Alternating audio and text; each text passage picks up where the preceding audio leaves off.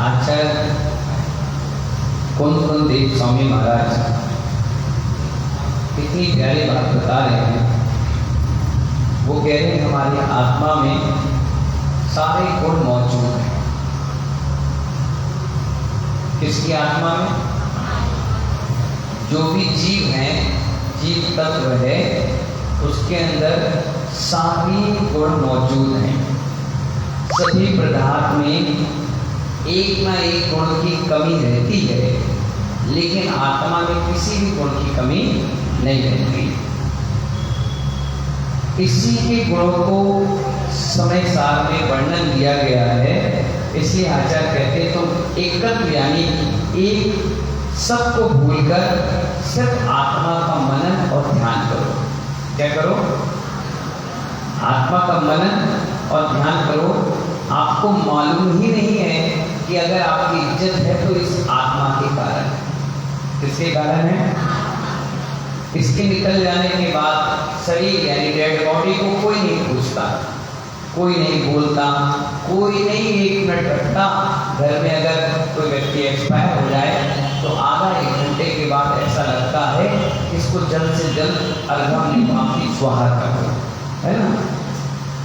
इसलिए आचार्य भगवान कह रहे हैं मुर्दे को कौन कपड़े लगते गहने आदि पहनाएगा। इस आत्मा के कारण ही लोग उसकी इज्जत कर रहे हैं। किसके कारण कर रहे हैं? इसलिए हमारे यहाँ सब कुछ आत्मा के वैभव की बात ही आचार्य भगवान कह रहे हैं। चेतना लक्षणों जीवा। क्या कह रहे हैं?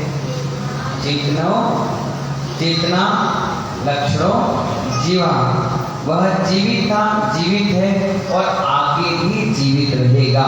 कौन? आत्मा। शरीर आज है, कल नहीं है, लेकिन आत्मा तो आत्मा है।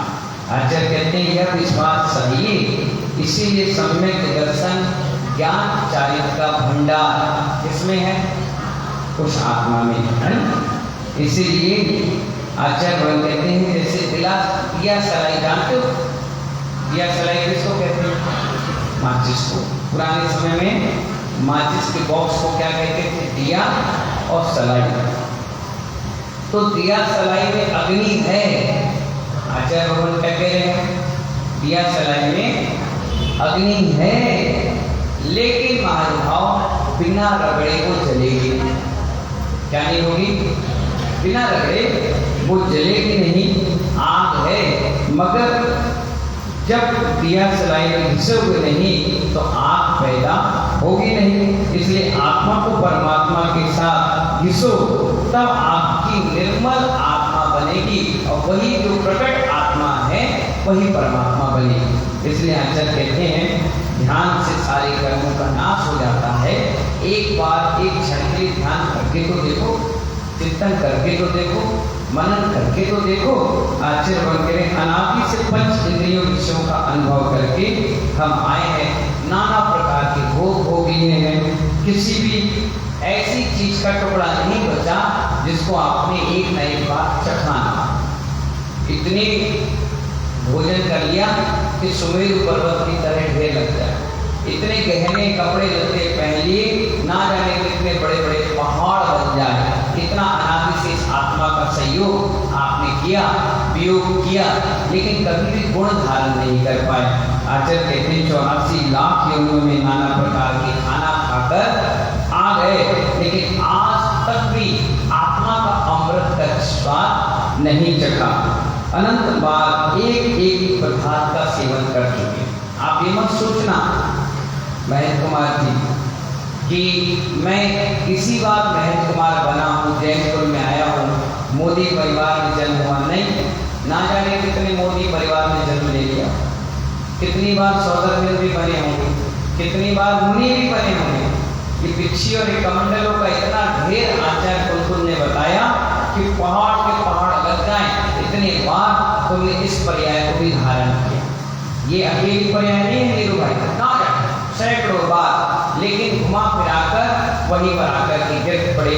इसलिए आचार्य भगवान कह रहे हैं यदि एक अनुभव नहीं किया तो वह है शुद्ध आत्मा का। इसका अनुभव नहीं किया सारे अनुभव ये शुद्ध आत्मा का नहीं किया, शुद्ध आत्मा अभी तक अनुभव नहीं किया, बाकी हर चीज का अनुभव तुमने कर लिया।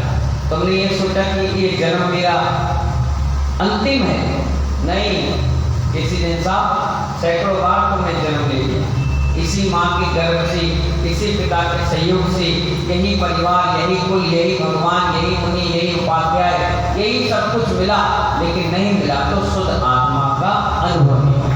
आचार्य कहते हैं केवल एक आत्म वैभव को प्राप्त नहीं किया, आत्मा का वैभव को नहीं जाना। जब आत्मा के वैभव को जानने की रुचि पैदा हो जाए तो गृहस्थी में रहते हुए कर्म निद्रा शुरुआत हो जाती है। कर्म निद्रा की शुरुआत कब हो जाती है? जब आप आत्मा का अनुभव और उसके प्रति रुचि, उसके प्रति श्रद्धा जागृत कर लेते हैं। जैसे जेल में रहकर कैदी एक एक दिन गिनता है। राकेश मास्टर साहब क्या करता है? वो एक एक दिन गिनता है कि 6 महीने की सजा हुई है, आज मेरे 5 महीने 29 दिन बाकी है, 5 महीने 26 दिन बाकी है, अब 5.5 है, अब 3 है, अब 2 है, अब 1 है, अब 15 दिन रह गए, अब 10 दिन, अब 5 दिन, अब 3 दिन, 1 दिन। ऐसे इस जीव आत्मा ने भी उल्टी गिनती गिनना प्रारंभ कर दी कि अब ये जीव जो है इस बार मुनि बन गया, अगली बार और ऊंचाई पर जाएगा, अगली बार और ऊंचाई पर जाएगा। धीरे धीरे धीरे जैसे आज बैंक में 1 लाख जमा किया तो 8 साल में कितने हो गए? 2। फिर 8 साल के बाद 2 के कितने हो गए? 4। फिर 8 साल में कितने हो गए? 8। तो ऐसे ही ये पुण्य है। एक बार मुनि बनकर के मोक्ष हो जाए तो बिरला पुण्यात्मा जीव कहलाता है। कई बार बने होंगे, कई बार आए होंगे, कई बार भटके होंगे, तब जाकर के आचार्य भगवान कह रहे हैं, तब जाकर के हमारी गृहस्थी छूटी, सब में ज्ञानी बने, सब में दर्शन को लिया और सब में चारित्र को धारण किया। इसीलिए महानुभाव जैसे कोई मरीज डॉक्टर को कोई मरीज को डॉक्टर कड़वी दवाई देता है तो मरीज पूछता है कि डॉक्टर साहब दवाई कब तक खानी पड़ेगी? क्या पूछता है वो? दवाई कब तक खानी पड़ेगी? तो डॉक्टर कहता है 4 दिन खाओ, अपने आप ठीक हो जाओ। कितने दिन खाओ? इसी तरह गृहस्थी वाला जीव सोचता है कि गृहस्थी बहुत कड़वी है, ऐसा सिर्फ विचार गृहस्थी वाला ही सोचता है। मिथ्या दृष्टि वाला तो उसी में घुसता चला जाता है। अगर किसी व्यक्ति से कहो दीक्षा ले लो, त्याग कर लो, तपस्या कर लो, नहीं हम इसी में ठीक है, हम नहीं ठीक होना चाहते, चाहे दवाई कड़वी दो चाहे मीठी दो, हम तो वही जीव हैं जो अनादि से भटकते आए हैं और भटकते चले जाएंगे।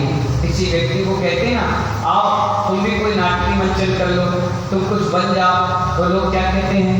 अरे ताली बजाने वाला भी तो कोई चाहिए।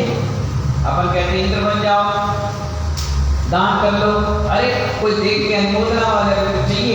ये वही वो मिथ्या दृष्टि लोग हैं जिनको इसी संसार में, गृहस्थी में, पत्नी में, बच्चों में रमना ही पसंद आता है। इसलिए आचार्य कहते हैं रेगिस्तान में जब हिरण प्यासा होता है तो दूर से रेगिस्तान में भी चमक और पानी नजर आती है, लेकिन जब वो पास में जाता है तो रेत नजर आती है। ऐसी जो ग्रस्त में मिथ्या दृष्टि जीव हैं उनको भी इसी संसार, इसी पूजा पाठ में, इसी भगवान के ये नाचने गाने में, हो हल्ला मचाने में, गृहस्थी के कमाने में, इसी मंदिर को डेवलपमेंट करने में सोच रहा है मेरा कल्याण हो गया। आचार्य कहते हैं ये तो आरंभ सारंभ की चीजें हैं, जिसमें आरंभ सारंभ भी बंद हो जाए, सिर्फ आत्मा नजर आए, उस समय सोचना कि मैंने कदम बढ़ाया है।